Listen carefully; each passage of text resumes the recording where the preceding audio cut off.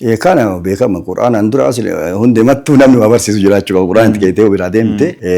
maal bu'aa buufte kanaaf nu haga dandeenyetti bakka hanqinni jira warri walbeessu kun mindaan qabu nama isa immoo isa to'atu hin qabu akka Furqaanitti bakka hedduutti alhamdulillah imullee barbaanne hedduu namallee warra mindaa goonee fi qaraa'isaa jiru jira inni qaraa'isu kun iyyuu akka itti qaraa'isu kana iyyuu mumkin barnoonni illee waan taruuf kan irratti illee xiyyeeffatee Furqaan bakka itti maraakizri jiru kana nama itti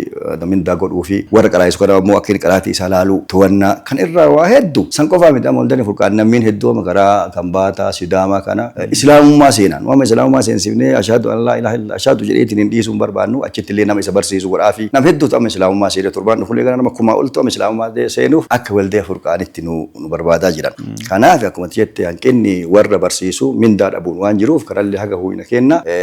xiyyeeffannee hojjetaa jira waasin kenna ammoo namichi Qur'aana qaraa'isu kana gargaaruun akkuma reef jedhesan akka nama qaraa'iseetti ajirii nama baratee qaraa'isuu argate jechuun illee hin barbaachisa jechuu barbaadeeti.